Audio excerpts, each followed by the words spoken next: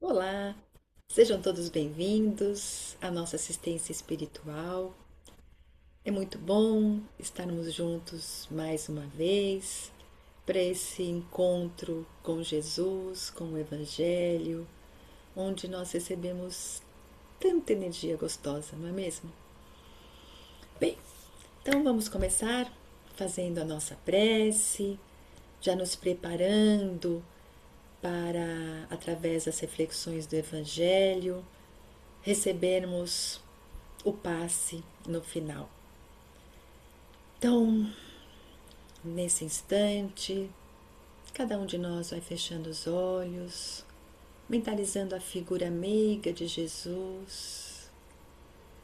E Jesus, de braços abertos, sorrindo, vem ao nosso encontro e nos dá aquele abraço tão gostoso. E nesse abraço de Jesus, nós vamos sentindo que as nossas energias vão se refazendo, a nossa esperança se reacende, porque nós vamos tendo sempre a certeza de que nós não estamos sozinhos. Jesus prometeu que sempre estaria conosco, mas nós às vezes estamos tão longe de Jesus. Mas hoje, nesse encontro, nós estamos bem pertinho. E junto de Jesus, nós vamos sentindo a presença de todos os seus enviados que estão aqui conosco, cuidando com todo o carinho de cada um de nós. E vamos agradecer a Deus que permitiu este encontro, que permitiu esta ajuda para cada um de nós. E assim nós vamos dizendo: Pai, Pai nosso que estás no céu, santificado seja o vosso nome. Venha a nós o vosso reino. Seja feita a vossa vontade, assim na terra como no céu. O pão nosso de cada dia nos dai hoje. Perdoai as nossas dívidas, assim como perdoamos os nossos devedores. E não nos deixeis cair em tentação, mas livrai-nos de todo o mal. Que assim seja. Então, que nós possamos continuar envoltos, nessas energias amorosas de Jesus. Bom, este encontro aqui com o Evangelho nos ajuda a ter o esclarecimento desses ensinamentos de Jesus. E nós estamos aqui porque nós queremos ser pessoas melhores. Nós queremos encontrar Jesus, nos fortalecer na Sua palavra, na fé, na coragem, na alegria, na esperança, no bom ânimo. Porque são conquistas nossas e sentimentos, virtudes importantes, especialmente para a nossa condição de espíritos encarnados nessa escola abençoada. E nós estamos aqui matriculados nessa escola para aprender a desenvolver o amor. E como é que nós vamos desenvolver o amor? Buscando desabrochar todas as qualidades que nós trazemos em nosso ser. Qualidades que nós temos porque somos filhos de Deus. Então nós temos um embrião dessas qualidades e pelo nosso esforço, pelo nosso empenho diário, pelo nosso trabalho, nós vamos desabrochando essa sementinha, regando o brotinho que vai nascendo, e um dia nós seremos uma planta completa. Temos ainda muito a aprender, muito a fazer para chegarmos a esse estágio completo, mas cada um, de acordo com as suas possibilidades e a sua vontade, vai gradativamente desenvolvendo e despertando para o amor, para o perdão, para a caridade, para a bondade, para a alegria, que na verdade são todas filhas do amor. Então nós estamos aqui todos no mesmo barco, juntos, porque precisamos um dos outros para crescermos, para aprendermos. Ninguém aqui é mais importante que ninguém, né? Todos nós somos filhos de Deus. Então o nosso estudo de hoje, a nossa reflexão, é para que nós possamos pensar um pouquinho, né? Qual é o nosso papel no mundo como seguidores de Jesus?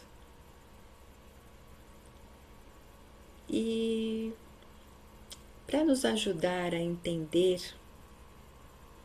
essa reflexão, nós vamos usar uma narrativa que está no livro Jesus no Lar, do espírito Neio Lúcio.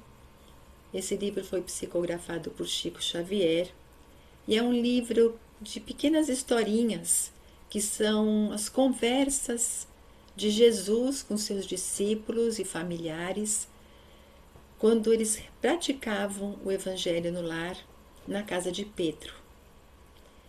E a história que nós vamos contar hoje está no capítulo 11 e se chama O Santo Desiludido. Jesus, ali com seus discípulos, estava reunido com parentes de Pedro e outros visitantes e contou que certo dia um homem muito devoto a Deus resolveu se mudar para uma gruta isolada, porque ele acreditava que vivendo no isolamento, vivendo o tempo todo em contemplação, em oração, em meditação, ele poderia servir a Deus com mais pureza. E fez isso. As pessoas que conheciam aquele homem acharam essa atitude muito bonita e pensavam assim: nossa, um homem que larga tudo, que se afastou de tudo para dedicar sua vida à oração, só pode ser um santo. E esse pensamento, esses comentários foram crescendo. E em pouco tempo, esse homem que se afastou para ficar em um estado de contemplação, de oração, de meditação, ele passou a ser considerado um sábio. E as pessoas começaram a procurá-lo para buscar conselhos. Todos nós somos assim, não é? Quando estamos com alguma dificuldade, queremos conselho de alguém.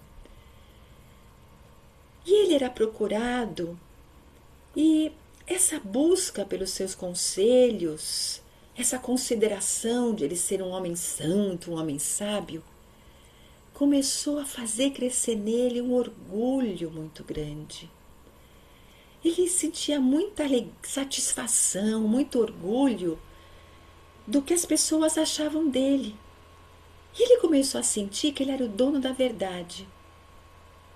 E pior que isso, ele passou a acreditar que todo mundo deveria ser como ele se quisessem conquistar o reino dos céus.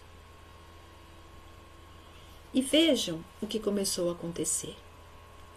Certa vez, um pai de família o procurou para receber os seus conselhos sobre abrir um plano de negócios. O sábio, respondeu que aquilo era um erro, que ele estava pensando só em lucro, se deixando levar pela ambição. Falou que ele desistisse dos seus planos, que se esforçasse para se libertar da cobiça.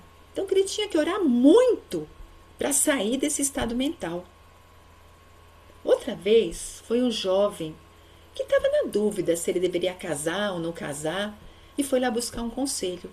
Qual foi a resposta? O sábio disse que aquilo era um absurdo, que na verdade aquele jovem estava interessado na vida de luxúria que ele teria, né, no sexo, e que ele tinha que parar, né, que ele tinha que se libertar do pecado, que ele não tinha que casar coisa nenhuma, que ele tinha que dedicar a vida dele à oração. Teve um outro caso. Um senhor perguntou se valeria a pena ele se esforçar para ter uma promoção, ter um cargo mais importante no trabalho. Nossa, imagina o que ele ouviu de resposta. Aquele homem falou que aquele senhor que queria tanto, né, progredir no trabalho, estava cego pelo poder, pela ambição, que aquilo era vaidade, que ele tinha que parar com tudo isso e orar, pedir a Deus para que tirasse aquilo da cabeça dele. Até mesmo quando um comerciante ali da região que achava que seria justo fazer uma festa de fraternidade para os seus funcionários, mas queria assim o aval do santo, vamos dizer assim, né? E foi lá pedir o conselho se ele realmente deveria fazer aquela festa que ele estava pensando. Nossa! E o tal do sábio santo ali falou que aquilo ia ser uma calamidade, porque festa era sinônimo de bagunça, de baderna. Então aconselhou que ele desistisse disso, fugisse dessa tentação de festa. E assim, cada pessoa que procurava aquele homem, que tinha por ele uma consideração muito grande, saía de lá triste, largando seus projetos, buscando refúgio na solidão. O tempo passou e esse sábio retornou ao plano espiritual. Quando isso aconteceu, todos aqueles seguidores acreditavam que ele estaria no paraíso, no reino dos céus. Mas qual não foi a surpresa dele quando se viu levado por forças das trevas para uma terrível região de assassinos? Chorava desesperado, lugar feio, ouvindo gritos o acusando de assassino. E ele imagina a situação aflitiva que ele estava, e ele se perguntava por que ele estava naquele lugar, por que o chamavam de assassino, se ele, justo ele, tinha passado a vida isolado, apenas rezando. Foi quando ele ouviu uma resposta bem dura, que ele não estava ali porque ele era um assassino de corpos físicos. Não, ele era um matador de coragem, um matador da esperança, um matador da alegria de centenas de pessoas.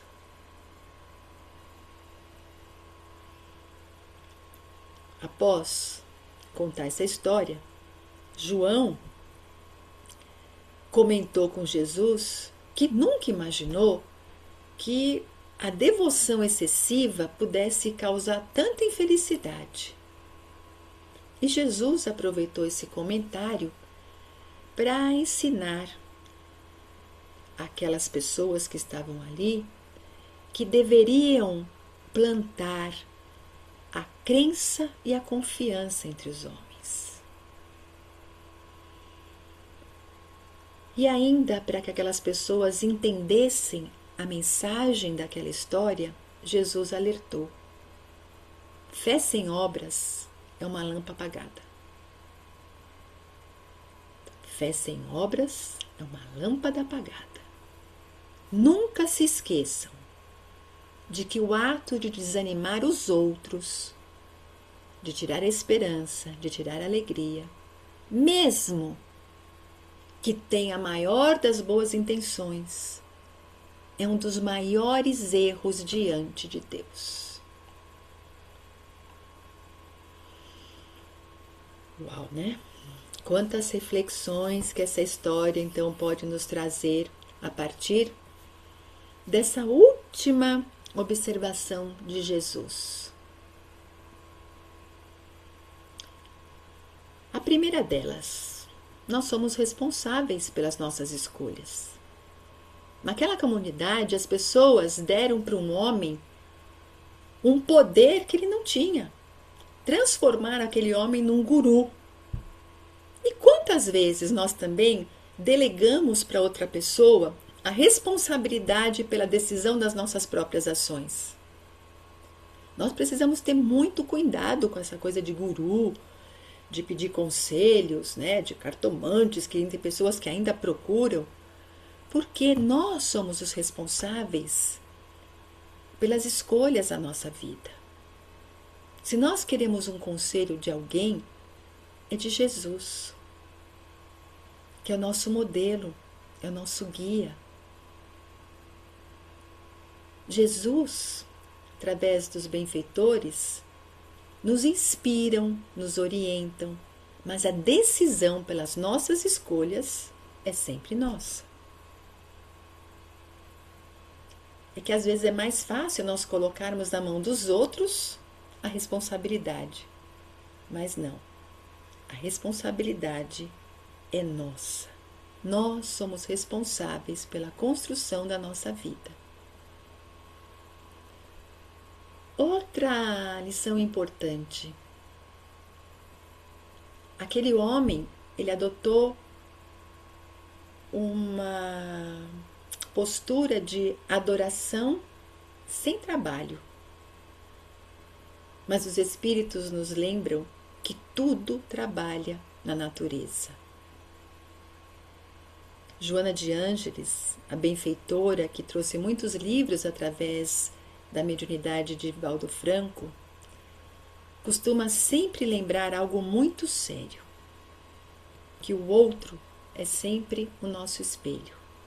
Ou seja, nós, tudo que nós enxergamos no outro é porque nós temos isso. Então, o que ela quer dizer também com isso? Que é muito fácil nós nos sentirmos puros, santos, equilibrados, quando nós estamos sozinhos, trancados num quarto ou numa gruta, sem ninguém para nos contrariar.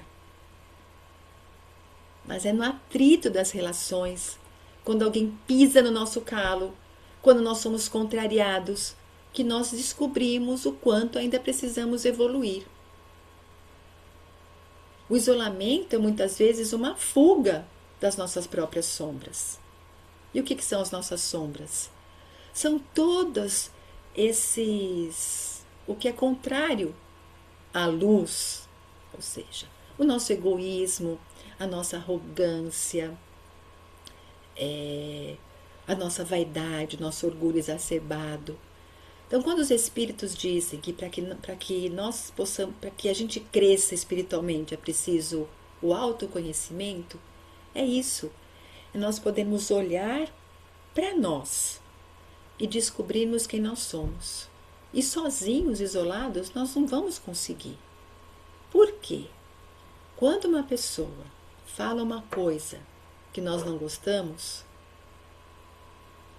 como é que nós reagimos?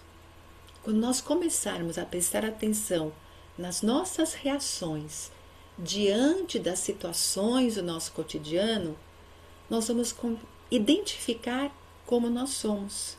E aí sim, nós vamos conseguir trabalhar isso tudo. Trabalhar o desenvolvimento desse amor, né, que está ainda num germezinho, porque nós deixamos desabrochar o orgulho, a vaidade, o egoísmo, mas o amor está lá, permeando tudo, e uma hora é ele que vai dominar, e o resto vai desaparecer. O Haroldo Dutra Dias, acho que todo mundo aqui conhece e já ouviu suas palestras, ele faz uma reflexão muito bonita sobre esse isolamento quando ele fala de Jesus. Porque ele nos lembra que Jesus, o Cristo, não escolheu salvar a humanidade isolado no deserto. Ele escolheu as margens turbulentas do Mar da Galileia. Ele escolheu estar no meio da multidão, nas praças, nas casas das pessoas. Foi no convívio diário ali, com aqueles doentes do corpo, com aqueles doentes da alma, que Jesus deixou a sua mensagem. Conosco é a mesma coisa. É no convívio diário, lidando com os nossos equívocos, com os enganos, com os erros do outro, que nós vamos aprendendo a nos organizar como pessoas. E a terceira reflexão, né? O santo foi chamado de assassino da coragem e da esperança. Será que nós um dia também já não fizemos isso? Será que no nosso dia a dia nós também não estamos agindo como esse santo? Por isso que é importante nós pararmos para analisar as nossas atitudes. Porque, como disse Jesus, às vezes, na maior das boas intenções, nós estamos cometendo esse erro tão grave de tirar a esperança de alguém. Então, vamos pensar nos exemplos assim mais práticos.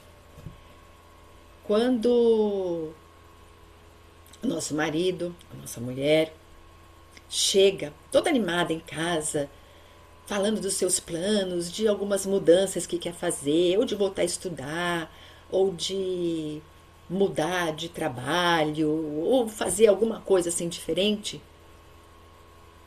Será que a gente já não cortou as asinhas dizendo: para com isso, você sempre está entusiasmado falando que vai começar e nunca termina o que começa? Aqueles que têm filhos já naquela fase de vestibular, não é? E o adolescente chega cheia de sonhos, começa a conversar e falando, não é, das suas tendências, dos seus gostos, e dependendo da escolha, a gente com medo, não é, de que ele possa não se dar bem, ou de que aquela profissão não tenha futuro, a gente joga um balde de água fria dizendo: tira isso da cabeça, isso não dá futuro.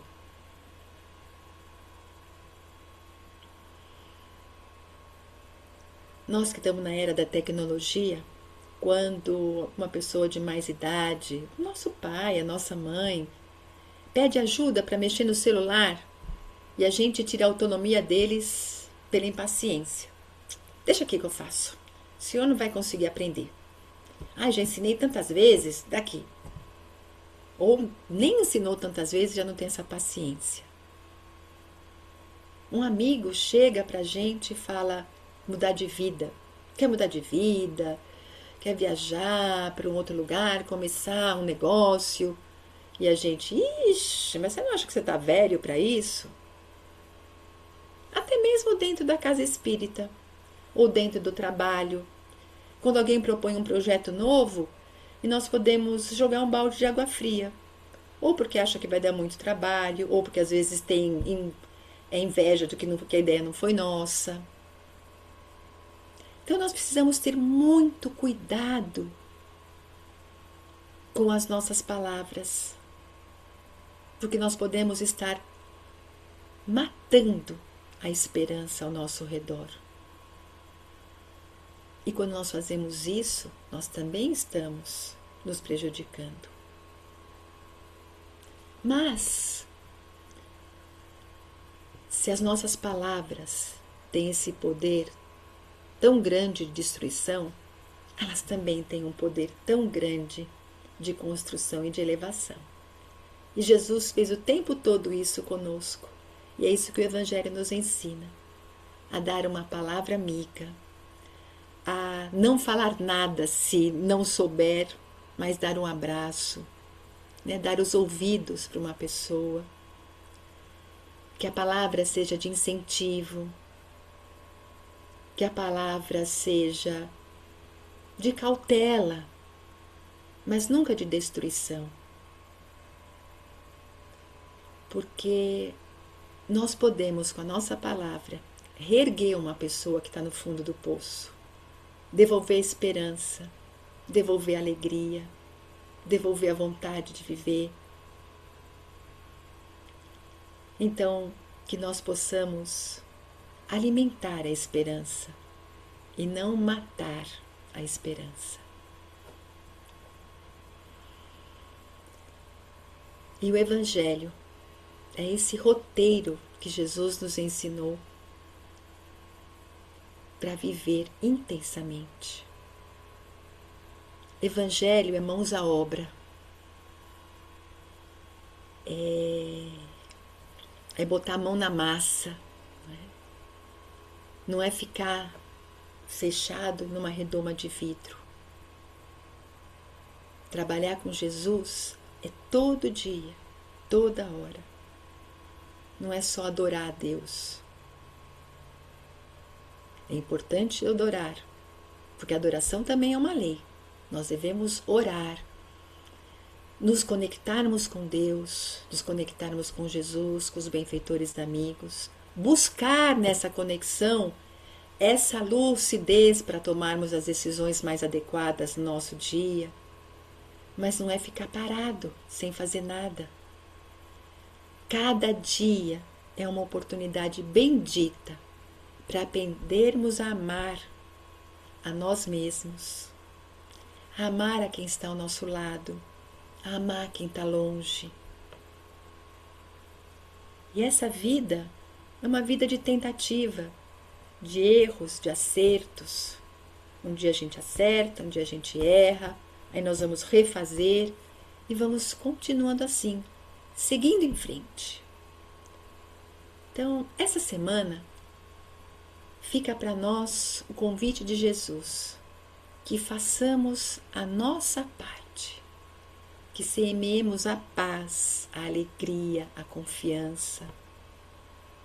Se confiamos na misericórdia de Deus, que as nossas atitudes também sejam de amor e de benevolência. Lembremos sempre da lição de hoje. A fé sem obras é uma lâmpada apagada. Que cada um de nós possa assumir o seu papel no mundo. Que cada um pode ser o filho da luz. Paulo fez esse convite em uma de suas epístolas, que sejamos filhos da luz. E o que faz um filho da luz? O filho da luz, diz Emmanuel, ajuda sem distinção, espalha alegria, semeia esperança, esclarece, ampara, e fazendo tudo isso, ele se ilumina e irradia a sua luz. Esse é o nosso papel. E é por isso que nós estamos aqui. Desenvolver o amor e espalhar a luz. Nós somos capazes. E eu tenho certeza que nós já estamos fazendo isso.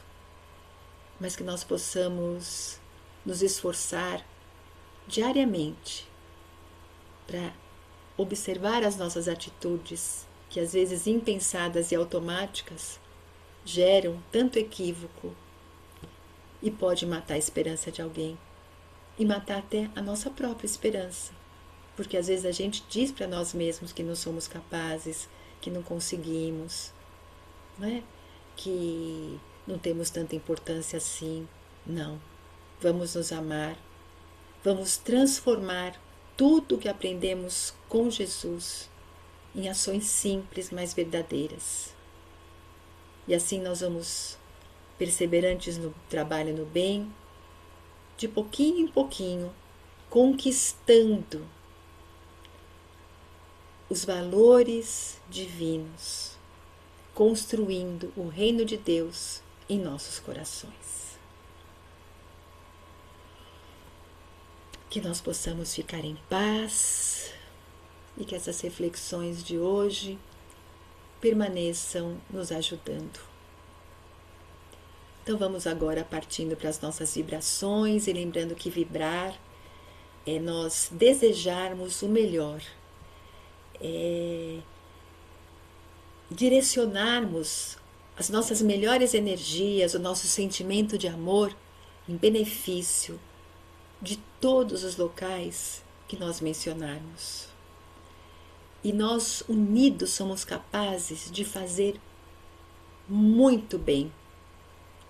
Então, Jesus, ele recolhe as nossas energias, porque as nossas energias são energias materiais, e essas energias são utilizadas por Jesus para levar também ajuda aos lugares. Então esse é o nosso trabalho de amor. É um trabalho que nós podemos fazer diariamente. Orar, vibrar pelos que sofrem, pelos necessitados. Então nós vamos nos unindo e nesse instante nós vamos mentalizando, imaginando, como se nós estivéssemos num campo verdejante e vamos vendo ao centro deste campo Jesus. E ao redor de Jesus uma multidão imensa de pessoas de boa vontade, todos como nós, ainda pequeninos, cheios de dificuldades, de defeitos, mas com a vontade de aprender a amar, com a vontade de sermos melhores. E essa vontade, esse desejo, esse amor que nós carregamos em nós, nós vamos dando para Jesus, como se fôssemos capazes de tirar do nosso coração um coraçãozinho cor-de-rosa brilhante. E entregamos no centro deste grupo onde Jesus está. E nós vamos percebendo que o meu coração, com o seu coração, com o coração do outro, vai se unindo e se transforma num coração gigante que é capaz de envolver todo o nosso planeta, numa vibração de muito amor, de paz, de união, de fraternidade. Essa vibração vai chegando àqueles corações oprimidos, aqueles corações tristes, sem esperança, dando a eles um choque de coragem, de bom ânimo, de alegria, de fé, levando aos doentes a paz, levando aos doentes o lenitivo para suas dores, o reconforto, levando a alegria de viver aqueles que perderam a vontade, levando a luz àqueles que se sentem perdidos. Vibremos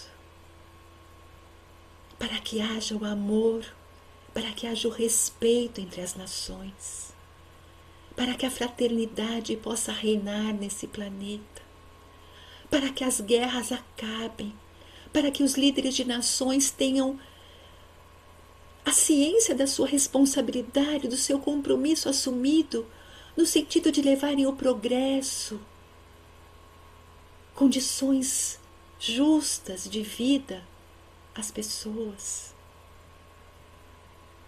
Vibremos por aquelas pessoas que perderam tudo, que fugiram dos seus países por estarem em guerra, que esses refugiados possam ser acolhidos, recebendo a misericórdia desses povos. Vamos vibrar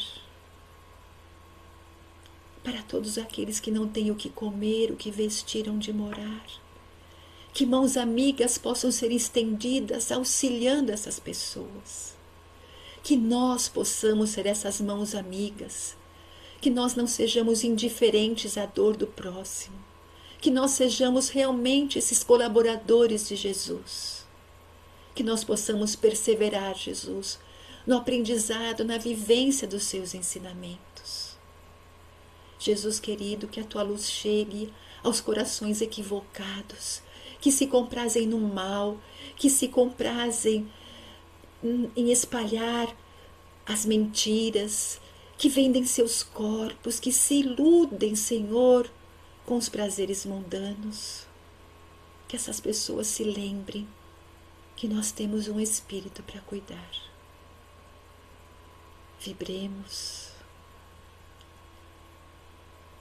para que todas as religiões possam levar esse despertar do amor aos seus crentes e seguidores. Vibremos pelo nosso self, que essa casa continue sendo um oásis, um refúgio de paz e de amor para todos nós. Que nós possamos encontrar ali a força do Evangelho, nos dando a sustentação nos momentos mais difíceis. Que nós possamos ter a certeza de que o Senhor Jesus está ao nosso lado quando nós sentirmos as nossas forças fraquejarem, quando nós nos sentirmos que estamos desolados, desorientados, que nós possamos lembrar de Jesus e aí levantarmos e seguirmos adiante.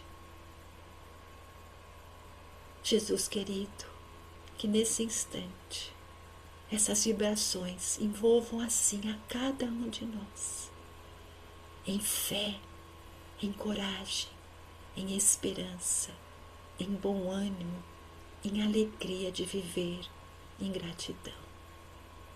Que os nossos familiares também recebam essas energias intensas. Que o nosso lar seja envolto em muita luz, em muita paz, em proteção espiritual. Que esta água possa trazer para cada um de nós os benefícios que necessitamos. E assim, Jesus, permita que os teus mensageiros se aproximem de nós e nos transmitam o passe. Que esse passe possa renovar as nossas energias. Que essas energias de amor, de luz, de reconforto, de bem-estar envolvam todas as nossas células do corpo físico e espiritual, levando harmonia aos nossos órgãos, equilíbrio energético, sustentação, fortalecimento moral, físico e espiritual. Nós vamos vendo que estamos envoltos por essas luzes coloridas, brilhantes, que vão descendo desde o alto de nossa cabeça, envolvendo ombros, braços, descendo pelo tronco, pernas, pés. E o nosso corpo vai absorvendo esses fluidos salutares. E a nossa disposição, alegria, vão se reerguendo e se recuperando. E assim, fortalecidos, nós vamos dizendo graças a Deus. Graças a Deus por esse passe que recebemos. Graças a Deus por esta água fluidificada. Graças a Deus por esse encontro com o Evangelho de Jesus. Que possamos utilizar essas energias dentro de nossas necessidades e que possamos estar aqui mais uma vez reunidos numa próxima oportunidade. Que Deus nos ampare e nos abençoe.